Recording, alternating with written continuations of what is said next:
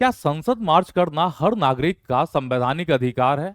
और क्या पुलिस किसी प्रदर्शन को रोक सकती है? और आखिर संसद मार्च 2026 में ऐसा क्या हुआ कि पूरे देश का ध्यान दिल्ली की ओर चला गया है? आज पूरी घटना को समझेंगे बिना किसी राजनीति, केवल संविधान, कानून और तथ्यों के आधार पर। नमस्कार दोस्तों, मैं हूं प्रशांत रोशन और आप देख रहे हैं हर्मिट क्लासेस। आज हम जानेंगे संसद मार्च क्या है, इसकी शुरुआत क्यों हुई, प्रदर्शनकारियों की मांगे क्या है, पुलिस ने क्या कार्रवाई की, संविधान इस पूरे मामले पे क्या कहता है, ये सब जानेंगे आज की इस वीडियो में। तो 20 जुलाई 2026 को संसद के मॉनसून सत्र की शुरुआत के साथ ही विभिन्न संगठनों और समूहों ने संसद की ओर मार्च का आह्वान किया है।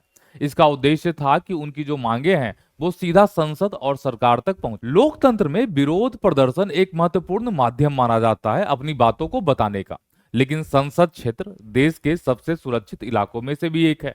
यहीं से शुरू होता है अधिकार और सुरक्षा के बीच संतुलन का प्रश्न।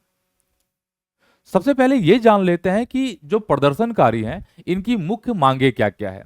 देखिए, मुख्य मांगों की हम बात करें तो प्रदर्शनकारियों ने कई मुद्दे उठाए हैं। जैसे उदाहरण के लिए अगर हम प्रमुख मांगों को देखें तो प्रतियोगी परीक्षाओं में पारदर्शिता की ये बात कर रहे हैं, भर्ती प्रक्रिया को समय पर पूरा करने की मांग कर रहे हैं, युवाओं से जुड़े रोजगार का भी प्रश्न है, सरकार से जवाबदेही की भी मांग चल रही है। और यही कारण है कि संसद मार्च केवल एक विरोध प्रदर्शन नहीं बल्कि सार्वजनिक नीति और लोकतांत्रिक संवाद का भी विषय बन गया है। अब सवाल यह है कि पुलिस ने क्या किया भाई।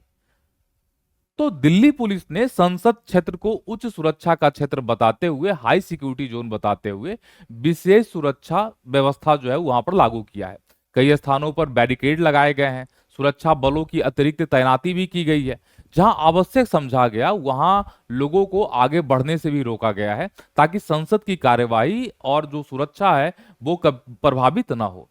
अब सबसे महत्वपूर्ण प्रश्न ये आता है कि क्या संसद तक मार्च करना हमारा संवैधानिक अधिकार है? इसका उत्तर इस प्रकार है। देखिए, भारतीय संविधान नागरिकों को अनुच्छेद 19 के अंतर्गत कई स्वतंत्रताएं आपको देता है। जैसा कि आप आर्टिकल 19 के अंतर्गत आर्टिकल 19 क्लाउज 1 सब क्लाउज ए को पढ़ते हैं, जो आपको अभिव्यक्ति की स्वतंत्रता देता है ना। आर्टिकल 19 क्लाउज 1 का सब क्लाउज बी को पढ़ते हैं, जो शांतिपूर्ण और जो निशस्त्र सभा करने का आपको अधिकार देता है। लेकिन यहाँ एक महत्वपूर्ण बात आपको समझनी पड़ेगी, ये अधिकार पूर्ण नहीं है। ये अधिकार पूर्ण नहीं है मतलब यदि सार्वजनिक व्यवस्था, राष्ट्रीय सुरक्षा या संवेदनशील सरकारी संस्थानों की सुरक्षा का प्रश्न हो तो राज्य सरकार के अनुसार उचित प्रतिबंध लगा सकता है। मतलब कानून के अनुसार राज्य सरकार चाहे तो उचित प्रतिबंध इसके ऊपर लगा सकता है। और यही कारण है कि संसद, राष्ट्रपति भवन, सर्वोच्च न्यायालय जैसे जो संवेदनशील क्षेत्र है उसमें विशेष सुरक्षा व्यवस्था लागू रहती है। अब सवाल ये पैदा होता है कि लोकतंत्र में अधिकार और उत्तरदायित्व दोनों साथ साथ कैसे चलते हैं, इसे समझने का प्रयास करते हैं। देखिए, संसद मार्च 2026 केवल एक दिन की घटना नहीं है। हमें लोकतंत्र, नागरिक अधिकार, राज्य की जिम्मेदारी और संवैधानिक सीमाओं को समझने का भी अवसर देती है। ऐसी घटनाओं को केवल समाचार के रूप में नहीं बल्कि संविधान और राजनीतिक विज्ञान के दृष्टिकोण से भी हमें समझना होगा। अगर आपको यह विश्लेषण पसंद आया हो तो वीडियो को लाइक कीजिए, दोस्तों के साथ शेयर कीजिए।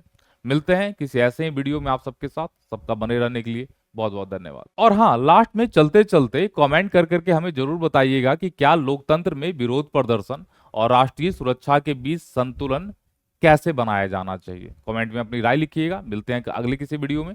आप सबका बने रहने के लिए बहुत बहुत धन्यवाद।